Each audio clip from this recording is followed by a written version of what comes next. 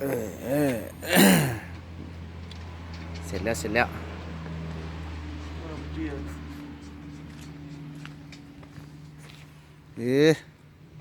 จีพอดีแล้วสวยงามครับ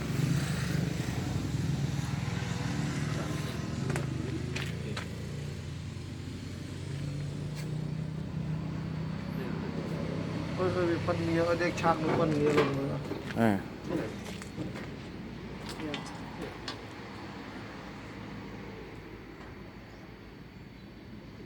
ก็เงี้ยแล้ว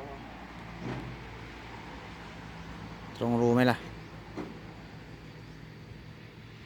สไลด์ยังเสียโอทานฮะต้องสไลด์ครับ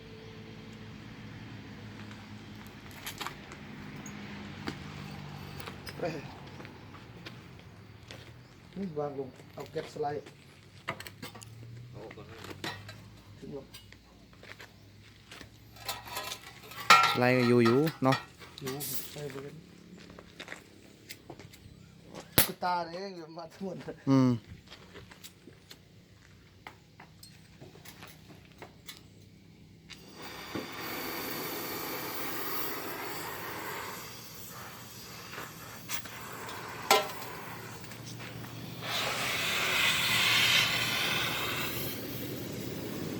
รูน็อตในคัสซีมันไม่เท่ากันครับก็เลยต้องเจาะน็อตเพิ่มไม่ใช่ครับเจาะรูให้มันใหญ่หน่อย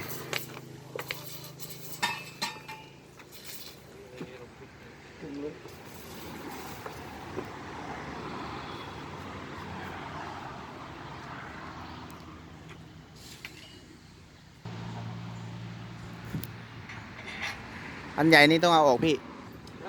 นี่อันใหญ่นี่ถอดออกเลยมันไม่สวยมันรกเกินซื้อน้ำกินหน่อยน้ำเย็นน้ำเปล่านะ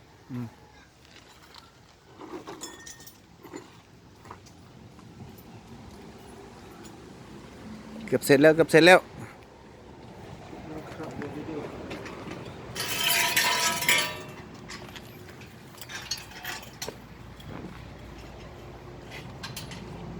งมพอดีเลยเจนันน็อตดิใส่เว้นเด้อรูใหญ่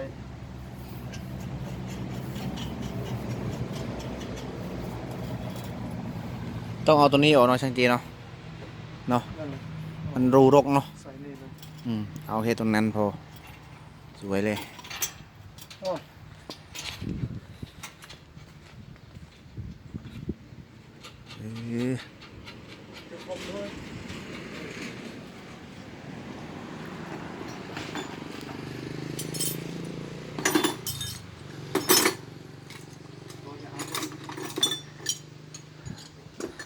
สวยไหมครับสวยไหมเอาดูครับติชมกันได้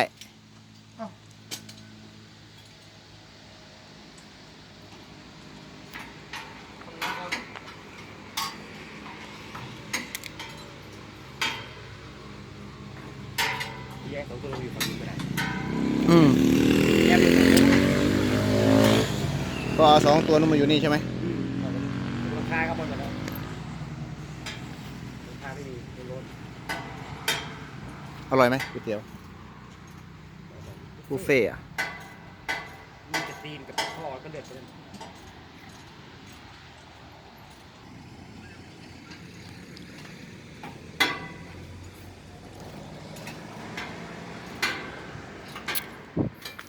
ใส่ตัวนี้ไปมันดูไม่โล่งเท่าไหร่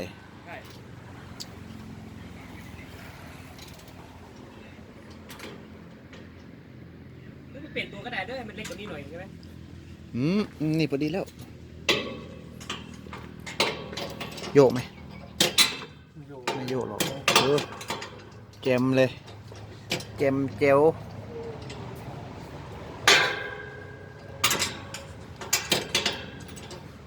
รับประกัน3 ปีป่ะ3 ปีอยู่ถึงไหม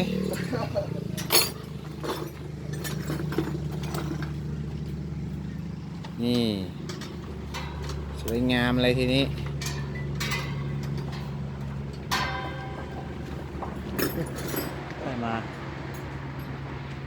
เป๊ะเลยนะใบสามคลึกเลย ทำอะไร ทำโทษไป รถกระบะนะ อันไหนกันมาเมื่อเช้าบอก นี่รถกระบะนี่ทำท่ออะไรเทอร์โรมิวสิกอ๋อ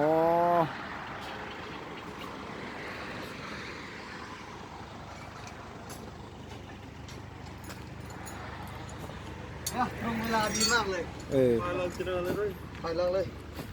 ใส่เลยใส่เลย คนละท่าเด้อ เออ ท่า ไปนี่ เออ นั่นอยู่ข้างหลัง ตัวเท่ากันไหม เท่ากัน เท่ากันแหละ เอาทำไมมันยืนอยู่ข้างเรือ มันมีคัตมากับยื่นขาไงแต่ละตัวนี่ไอ้ดั้งเดิมแบบลายแบบนี้บอก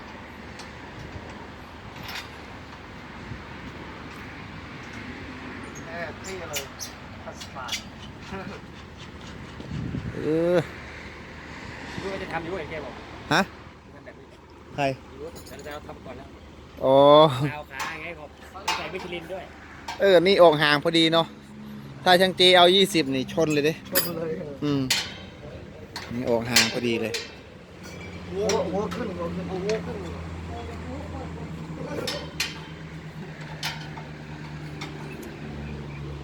ใส่นั่นไว้นอดอ่ะเอาฝุ่นอ่ะ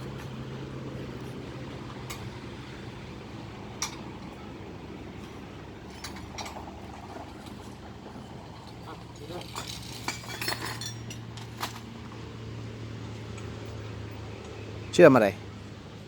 เชื่อมล็อกหัวล็อก อ๋อ หัวล็อก ต้องล็อกบ่ไม่งั้นหลุดเนาะ เอามันต่ำกว่ากันเลย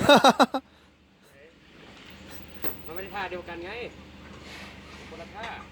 ไม่เป็นไรเดี๋ยวหาใส่ใหม่ ใส่ไปเลย แล้วสลับกลางไหมสลับตัวไว้ตัวไหมดูไหม อืม เอาไอ้ยืนมาใส่ตรงกลางเนาะ สลับตัวไว้ตัวน่ะสลับกันสวยไหม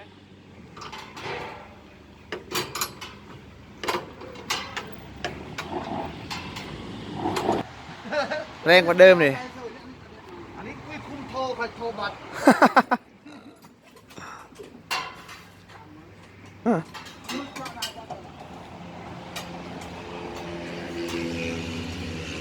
พี่แกงงว่าใส่ทำไมเยอะเถอะ นายโยรถดักเวทีแต่งดีครับเลยเราลุงบัตรเอฟซีไปรถตามครับอันนี้ว่าเอาไปรุ่นแรกไปรถแต่งบ้านไอ้มือขาดมือ กินทารุกินมาจะมารูแววอีก ไม่ถ่าย นั่นจะจังบ้านรุ่น ฮะ โอ้ยเจอจะหาเกลือเลยประมาณสูบเดิน1 2 3 4 5 ต้องเอาออก2 ตัวน่ะมันรกเกินได้นี่ 9 ติดติดเครื่องฟังเสียงสิ ไอ้2 ตัวตรงกลางออกสวยเลย เดี๋ยวฟังเสียงหน่อยนะ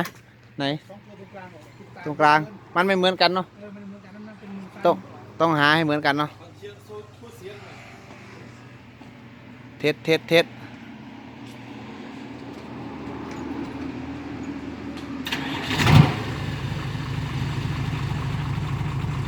เงียบเงียบ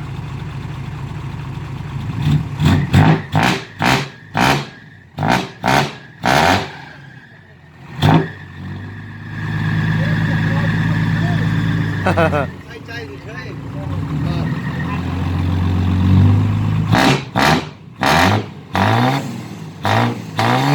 โอ้ยเหยียบเกินรอบมาแล้วนะ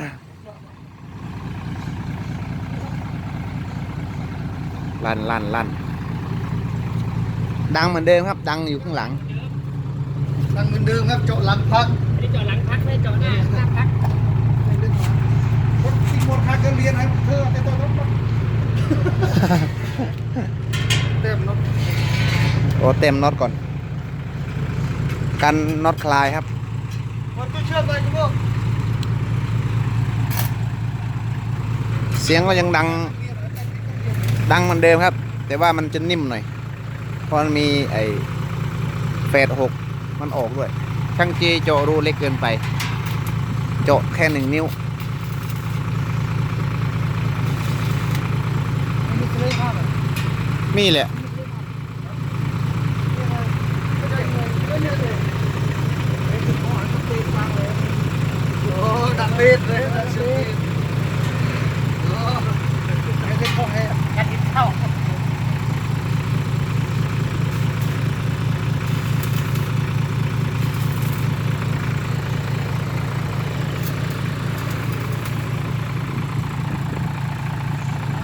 เรียบร้อย ไป โอ้ ทั้งวันเลย จะวิ่งได้สักกี่น้ำเนาะนี่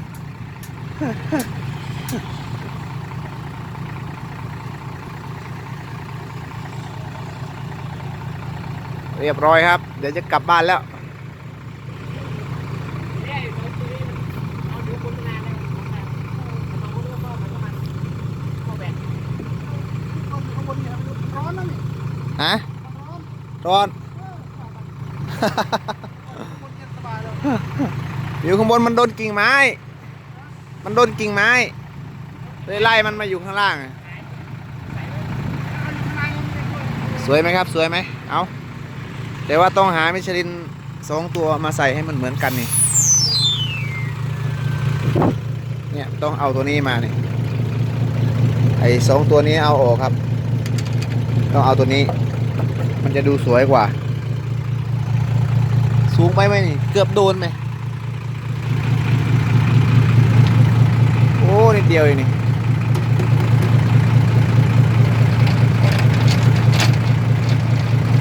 โอ้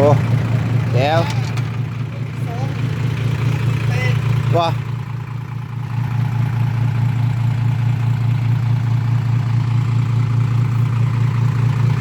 ออกทุกรูนะออกดิ นี่อะไรทำเป็นเอฟเป็นหุ่นออกรู้ออก เวลาขึ้นข้างหน้ามันไม่ติด ไม่ได้ขึ้นขนาดนั้นหรอกขนาดเช็ดทุกวันเด้อ เช็ดทุกวันเด้อ ทุกวันนะ อย่าให้มันมีเขมเอานะ โอ้ขุดเลย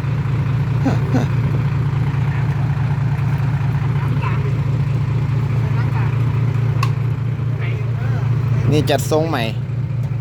สวยไหม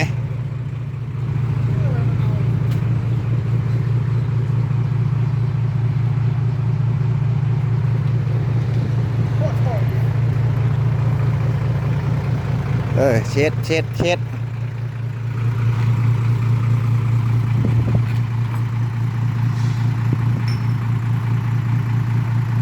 ให้ทายว่าเท่าไหร่ให้ทายเท่าไหร่ให้ทายให้ลูกพี่ทายว่าข้อที่กี่บาท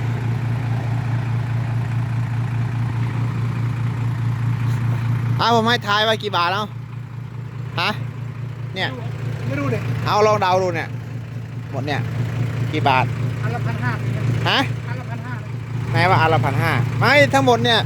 ไม่รู้ รวมเลยอ่ะ ผมให้ทายเอากะว่าเท่าไหร่ มัน6,000 ฮะ 6,000 6,000อู้แพงเด้อเนี่ย2,900 อันนั้นแค่เลทเหรอ เลท มันถูกแค่ เอาเอ๊ะ วันนั้นต้องซื้อเฉพาะไอ้อันเดียวเนี่ยกี่บาทเนี่ย ไม่เฉพาะอันเดียวนี่นะ800 600อู้6 1 2 3 4 5 6 6 5 30 6 6 36 3,600เอาถ้าไล่เป็นตัวน่ะ ก็4,000อะไรประมาณ4,500 แต่ซื้อ 2,900ได้นี่ ไม่ต้องทำไปจริงๆเลยตัวนี้มัน4,500 นี่นะ ใกล้เคียงผ อ๋อ มเซียววุฒิ6,000นั่นแหละ บ่ เห็นไหมถูกผมเห็นไหม โอ้ ผมว่าทำไมไม่รู้ว่าของเก่า เสียงเหมือนกันเลย ของใหม่ดินี่ ไม้แต่ว่ากิโยมผมมิตติ้งนะครับ ขายราคากันเองมากเลยครับ อดุลอะไรแต่ง10 ล้อ เฮ้ยเดือนหน้าเราไปใส่ฟันนี้อีก6,000 ประมาณ ลั่นเหมือนเดิม ลั่นเหมือนเดิม ลั่นเหมือนเดิมเจาะหลังเนี่ยต่อไป ลั่นเหมือนเดิมครับแสดงว่าไม่ถ้าเราเจาะรูนั้นใหญ่นะมันจะมานี่ไหม มันจะออกเยอะเกินนี่ครับ ใช่ไหม พอดีแล้วให้กับชูมยิ่งออก เออ เสียงออกทุกบ้านเลย ผมเจาะ1 นิ้วเนี่ยเท่านี้เลยแล้วผมกั้นด้วย อ๋อ เจาะเสร็จผมกั้นตีไปให้มันกั้นเนี่ยกั้นมันข้างหน้าเนี่ยที่เขาทำเนี่ย เหมือนลิ้นเขาใส่นะ ครับนั่นแหละกั้นมันลิ้นไปเลย อ๋อ แล้วมันไม่ออกหรอกกระจก1 นิ้วอย่างนั้นน่ะต้องทำลิ้นกั้นมันถึงดีออกมา ครับ ไปทางนี้เด้อ ไปทางนี้ เส้นเลี่ยงเมืองอะ ผมมาก็ผมเช่ามา ใช่ไหมโอเคครับ ไป ไปบ้านบ่ ไปบ้านแหล้ว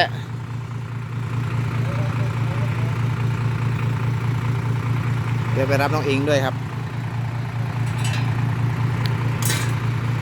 ไป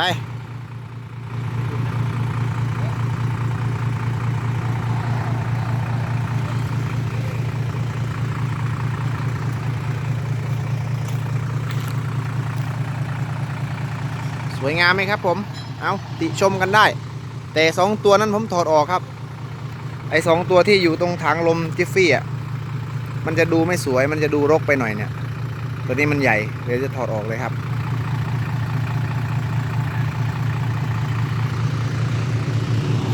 จานโอคงจะถูกใจคงจะพอใจแล้ว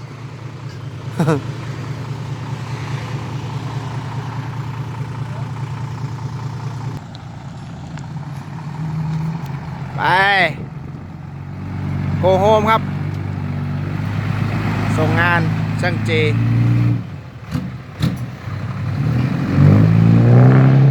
เสียงมันก้องกว่าเดิมเลยนี่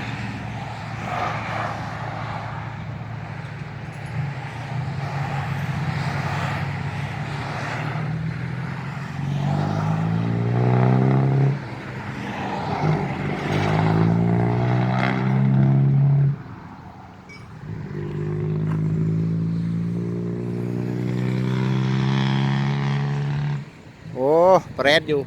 แต่ว่าไม่ดังครับ มันจะไม่ดังเหมือนเก่า เพราะว่า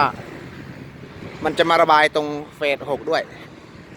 โอ้ขอบคุณช่างเจมากครับเอาเดี๋ยวไปจ่ายค่าแรงก่อน ผมจะเดินทางกลับบ้านแล้ว เจอกันใหม่ครับหน้างานครับ สวัสดีครับ